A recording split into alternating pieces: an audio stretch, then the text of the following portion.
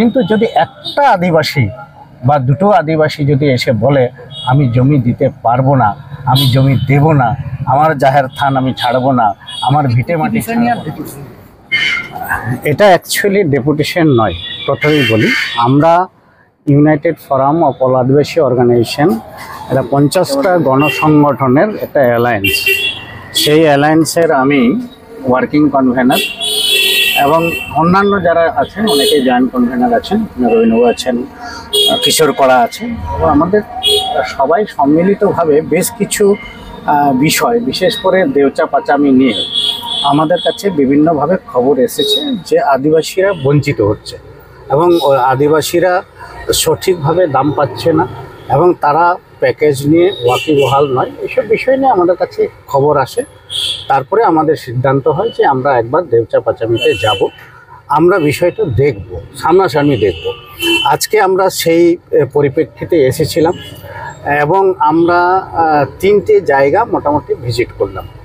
কিন্তু 3টে জায়গা ভিজিট মানে গোটা কিন্তু দেউচা পাচামির সামগ্রিক চিত্র নয়।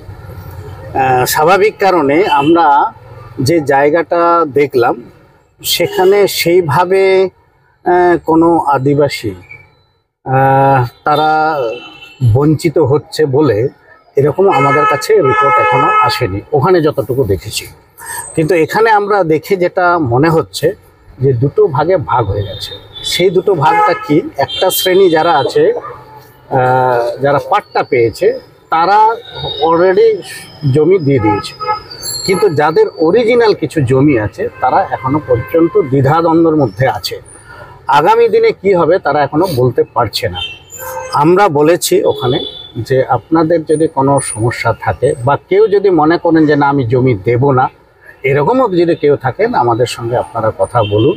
যদি সেরকম হয় যে একটা আদিবাসী সম্প্রদায়ের কোনো মানুষ যদি বঞ্চিত হয়, তাহলে আমরা যে গোটা পশ্চিমবঙ্গ জুড়ে যে আন্দোলন আমরা করি এখানেও আমরা সেই আন্দোলনটা করব। কিন্তু যদি এইরকম হয়, উল্টো দিকটা হয়, মানে কেউ সবাই জমি দিতে চাইছে, তাহলে আমাদের তো সেখানে আন্দোলনের কিছু নেই। বা জোর করে যদি প্রশাসন ওখানে চাপিয়ে দেন বা সরকার যদি নিয়ে নেন, হ্যাঁ, সেখানে তবে আমাদের কিছু ভিউ আছে, সেখানে আমরা বলেছি। এবং আমরা এখানে ডিএম সাহেবের সঙ্গে দেখা করতে এসেছিলাম, আমরা এসপি সাহেবের সঙ্গেও কথা বললাম। ওনারা আমাদের যতটা খোলা মনে যে আলোচনাটা সেটা আমাদের সঙ্গে করেছেন। কিন্তু আমাদের নিজেদের সময় খুব কম, আমরা খুব তাড়াতাড়ি এখান থেকে বেরিয়ে যাব। আমরা ওনারা যেটা বলেছেন যে আপনাদের যদি মনে হয় আরও বেশি খোলা মনে আপনাদের কোনো প্রপোজাল থাকলে আপনারা বলুন।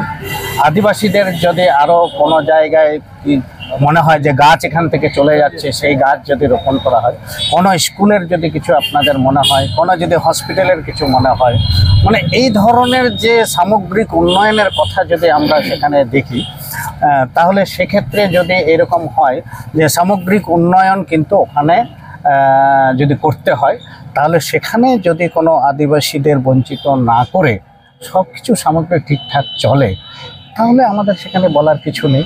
কিন্তু যদি একটা আদিবাসী বা দুটো আদিবাসী যদি এসে বলে আমি জমি দিতে পারবো না, আমি জমি দেব না, আমার জাহের থান আমি ছাড়বো না, আমার ভিটে মাটি ছাড়বো না, তাহলে পরবর্তী পর্যায়ে আমরা নিশ্চয়ই আলোচনা করে সেটা আমরা সংস্কৃতি নষ্ট হয়ে যাচ্ছে। হ্যাঁ, সংস্কৃতি বলতে দেখুন, সংস্কৃতি বলতে আমরা কৃষ্টি কালচারকে বুঝি।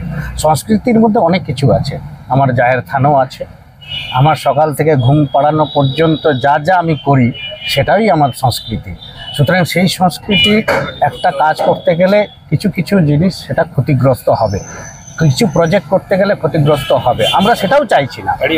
ওখানে যদি কোনো জায়গায় আমরা যদি এরকমও দেখি যে একটা মানুষও যদি বলে, আমরা যা দেখেছি, আমরা আগেও বলছি এখনও বলছি, সামগ্রিক চিত্র নয়, সেটা যদি সামগ্রিক চিত্র না হয়, পরবর্তী পর্যায়ে যদি কোনো অভিযোগ সেরকম আসে, পরবর্তী পর্যায়ে আমরা সেটা ঠিক করবো, আলোচনা করা। কি শিল্পের সমর্থন? আমরা শিল্পের সমর্থন সবসময় সবাই করে। একটা উন্নতি করতে গেলে শিল্প সমৃদ্ধ অঞ্চল ছাড়া কোনো দেশ উন্নত হতে পারে না। কৃষিভিত্তিক দেশ কখনোই কিন্তু সামগ্রিক উন্নয়নের শিখরে উঠতে পারে না, এটা আমরা বিশ্বাস করি। কিন্তু শিল্প করতে গিয়ে যদি আদিবাসীরা বঞ্চিত হয়, আদিবাসীদের যদি জোর করে উচ্ছেদ করা হয় এবং আদিবাসীদের যদি জল জঙ্গল জমি যে অধিকারটা আছে সেটার থেকে যদি তাদেরকে বিতাড়ন করা হয়, সেটা তার আমরা বিপক্ষে। নমস্কার, আমার নাম হচ্ছে Mitan Chandra Tudu, united forum of all Adivasi অর্গানাইজেশনের ওয়ার্কিং কনভেনর। নমস্কার।